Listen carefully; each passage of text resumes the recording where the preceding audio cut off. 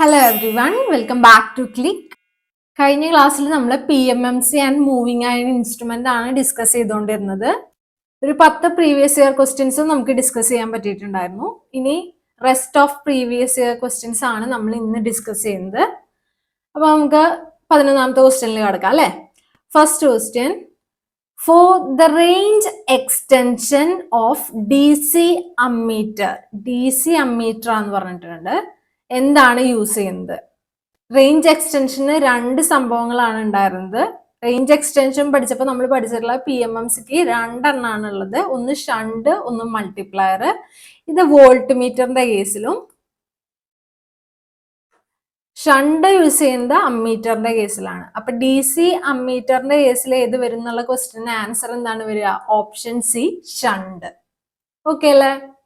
Next question, if an instrument has cramped scale എന്നുകൊണ്ട് ഉദ്ദേശിക്കുന്നത് non uniform സ്കെയിലിന് പറയുന്ന വേറൊരു പേരാണ് ക്രാംഡ് സ്കെയിൽ എന്ന് പറയുന്നത്.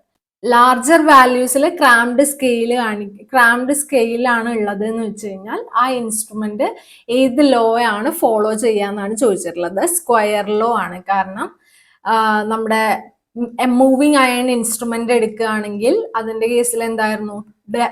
Deflecting torque is proportional to IRMS squared ആയിരുന്നു വന്നിരുന്നത്. അപ്പൊ അതിന്റെ കേസിൽ നമുക്ക് നോൺ യൂണിഫോം അല്ലെങ്കിൽ ക്രാംഡ് സ്കെയിൽ ആണ് കിട്ടിയിരുന്നത് അല്ലെ. അപ്പോ ഏത് ലോ ആണത് ഫോളോ ചെയ്യുന്നുണ്ടാവുക? Square law. Okay, option B, square law. Next question, moving coil instruments work on the effect of. എന്ത് എഫക്റ്റ് ആണ്? ഇലക്ട്രോമാഗ്നറ്റിക് എഫക്റ്റിലാണ് വർക്ക് ചെയ്യുന്നത്. ഹീറ്റിംഗ് എഫക്റ്റിലാണോ? അല്ല. കെമിക്കൽ എഫക്റ്റ് അല്ല. ഇലക്ട്രോസ്റ്റാറ്റിക് എഫക്റ്റ് അല്ല. ഇലക്ട്രോമാഗ്നറ്റിക് എഫക്റ്റ് വെച്ചിട്ടാണ് മൂവിംഗ് കോയിൽ ഇൻസ്ട്രുമെന്റ്സ് വർക്ക് ചെയ്യുന്നത്. അപ്പൊ ഇവിടുത്തെ ഓപ്ഷൻ എന്ത് വരും? Option A, electromagnetic effect.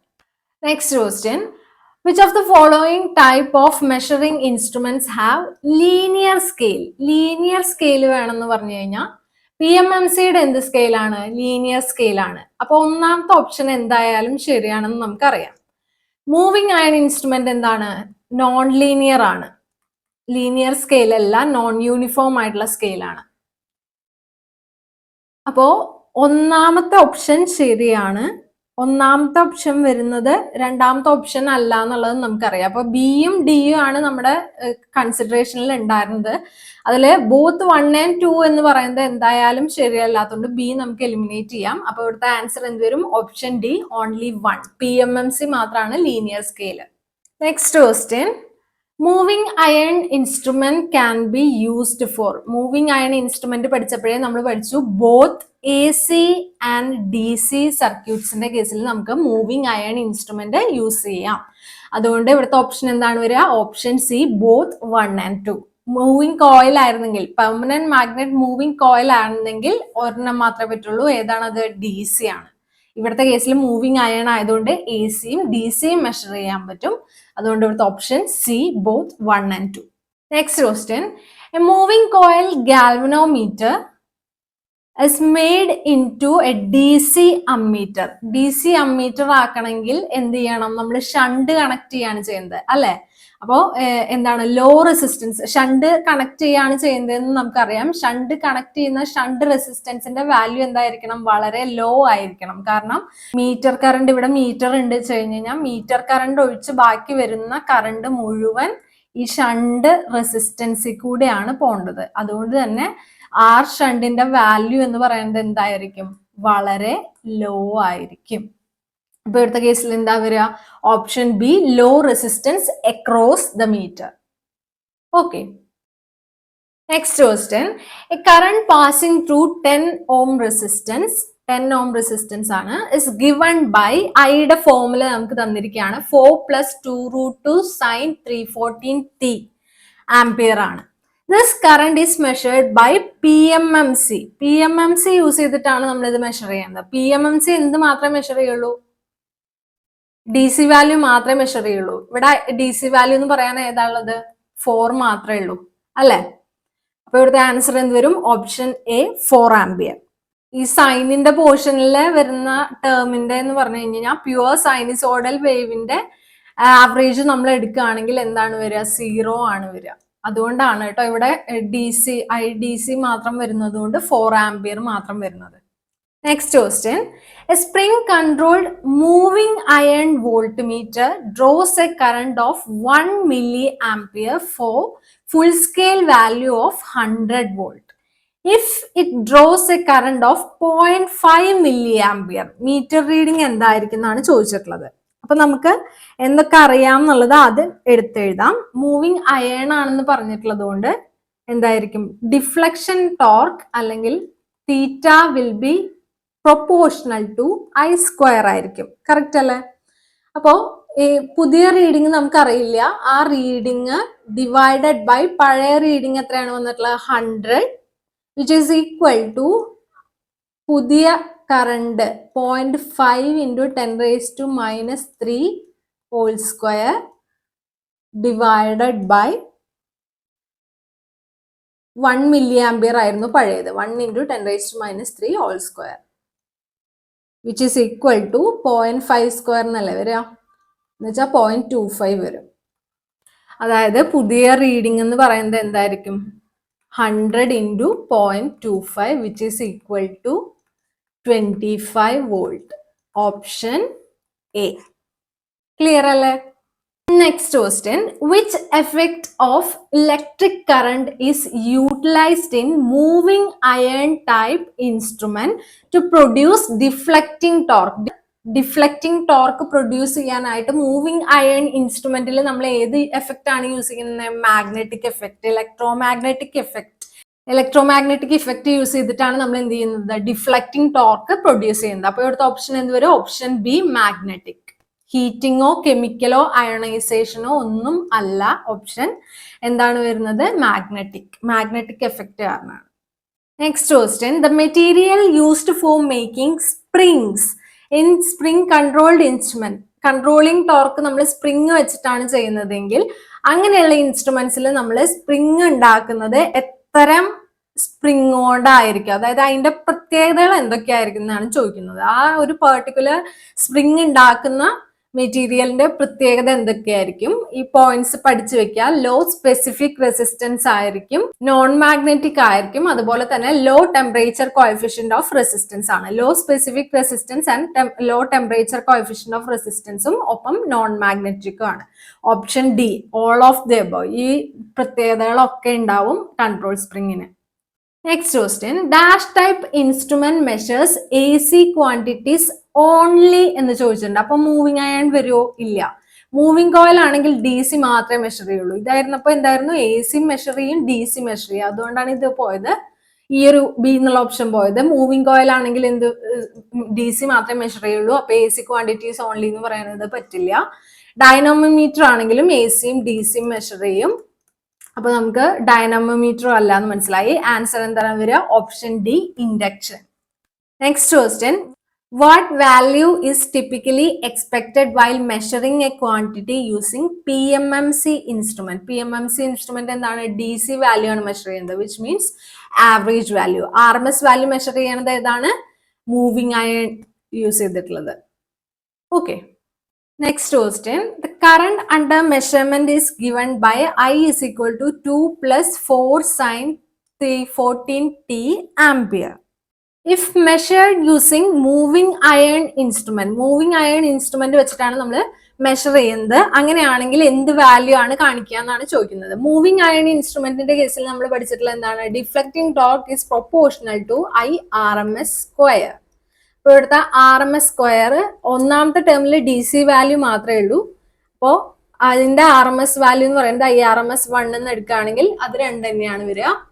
രണ്ടാമത്തെ ടേമിന്റെ IRMS 2 എന്ന് എടുക്കുകയാണെങ്കിൽ IRMS 2 will be equal to IM divided by √2, which means 4 divided by √2 which is equal to 2 into √2 എന്ന് എഴുതാം അല്ലെ.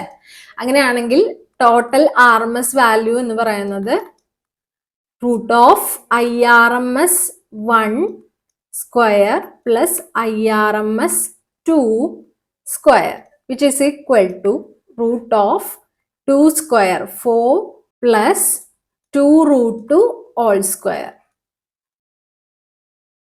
root 12 വരും അല്ലേ.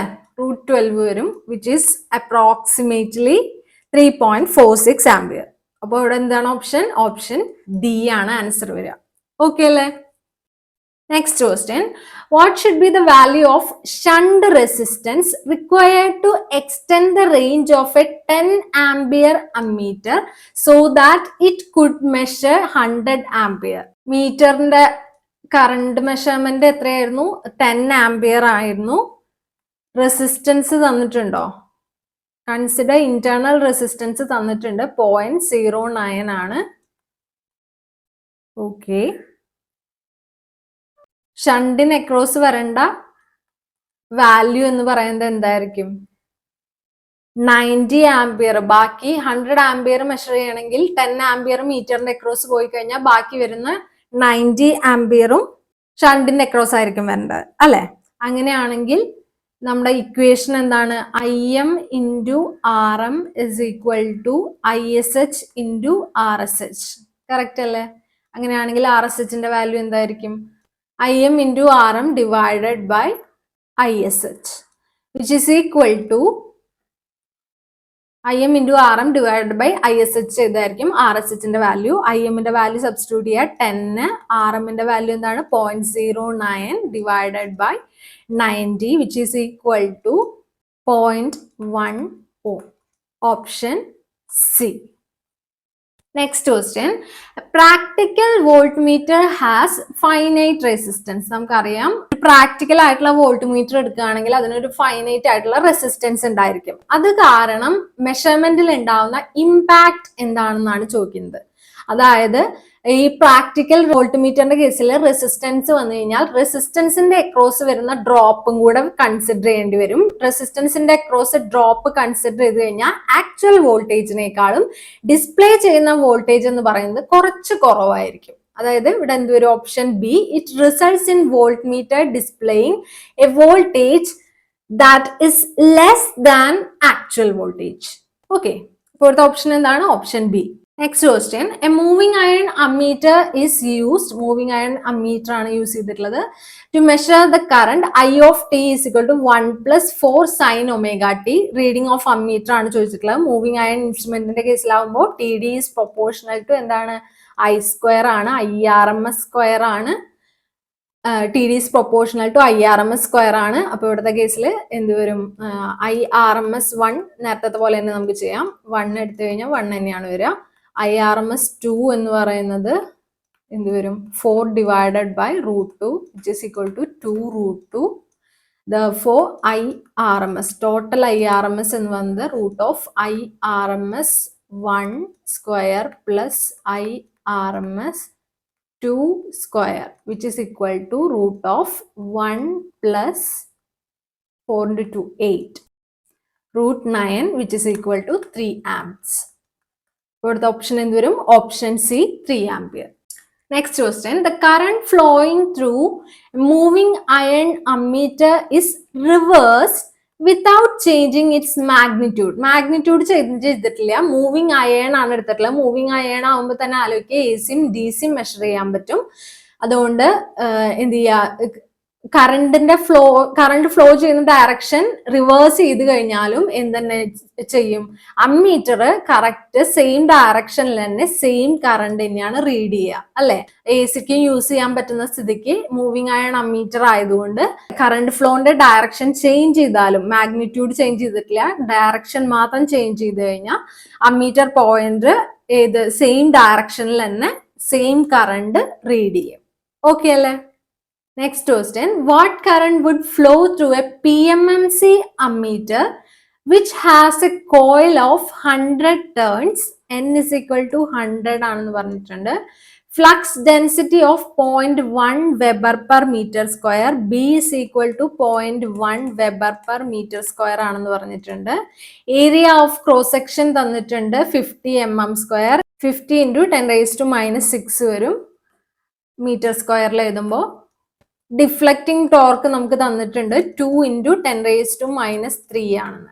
അങ്ങനെയാണെങ്കിൽ കറണ്ട് എന്താണെന്ന് കണ്ടുപിടിക്കാനാണ് പറഞ്ഞിട്ടുള്ളത്. നമുക്ക് അറിയുന്ന ഇക്വേഷൻ എന്താണ്? PMMCന്റെ കേസിൽ TD is equal to BINA ആണെന്ന് അറിയാം.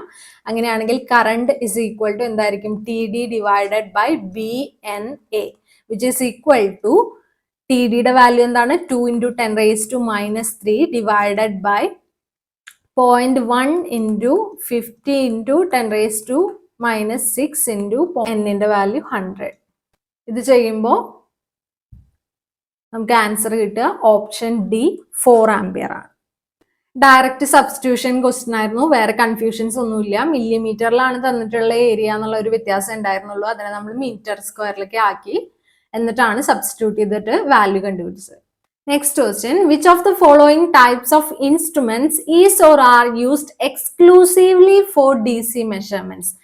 DC മെഷർമെന്റ്സിന് യൂസ് ചെയ്യുന്നത് PMMC DC മെഷർമെന്റിന് യൂസ് ചെയ്യുന്നതാണ്. അതുപോലെ തന്നെ വരുന്ന അടുത്തൊരു ഓപ്ഷൻ ആണ് electrolytic type. PMMC electrolytic type instruments ആണ് എക്സ്ക്ലൂസീവ്ലി ഫോർ DC മെഷർമെന്റ്സ് നമ്മൾ യൂസ് ചെയ്യുന്ന instruments. Option A, option 1 and 2. ഡൈനാമോയും മൂവിങ് അയണും നമുക്ക് AC and DC, both AC and DCയുടെ കേസിൽ നമുക്ക് യൂസ് ചെയ്യാൻ പറ്റും. ഇവിടെ DC മെഷർമെന്റിന്റെ കേസിൽ എക്സ്ക്ലൂസീവ്ലി യൂസ് ചെയ്യുന്നത് ചോദിച്ചുകൊണ്ട് PMMC വരും, ഒപ്പം ഇലക്ട്രോളിറ്റിക് ടൈപ്പും വരും. Okay, the last question, the current through the moving iron instrument has increased by 30%. What is the percentage increase in the deflection torque? നമുക്കറിയാം കറണ്ട് എന്താ ഉണ്ടായത്? ന്യൂ കറണ്ട് എന്ന് പറയുന്നത് 30% ഇൻക്രീസ് ചെയ്തു എന്ന് പറയുമ്പോൾ 1 + 0.3 വരും, അതല്ലേ? അപ്പോൾ 1.3 ഓൾഡ് കറണ്ട് ഐ എടുത്തു. ഓൾഡ് കറണ്ടിനെ വെച്ച് കഴിഞ്ഞാൽ I new is equal to 1.3 I എന്ന് നമുക്ക് എഴുതാലോ. അങ്ങനെയാണെങ്കിൽ നമുക്കറിയാം TD is proportional to I² ആണ് മൂവിങ് അയൺ ഇൻസ്ട്രുമെന്റിന്റെ കേസിൽ. ഡിഫ്ലക്റ്റിംഗ് ടോർക്കിന്റെ പെർസെൻറ്റേജ് ആണ് ചോദിച്ചിട്ടുള്ളത്. TD new divided by TD old is equal to എന്താണെന്ന് എഴുതാം നമുക്ക്?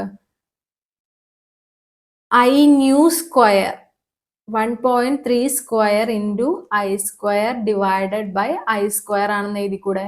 I² രണ്ട് ക്യാൻസൽ ആയി 1.69 വരും, അല്ലെ? അതായത് TD new is 1.69 times TD old. അപ്പൊ ഇൻക്രീസ് ആണ് വന്നിട്ടില്ലെന്ന് മനസ്സിലായി. എത്രയാണ് ഇൻക്രീസ് വന്നിട്ടുണ്ടാവുക? 69%. അതുകൊണ്ടാണല്ലോ 0.69 1 + 0.69 വന്നത്. അപ്പൊ ഇവിടെ ആൻസർ എന്ത് വരും? Option C 69%.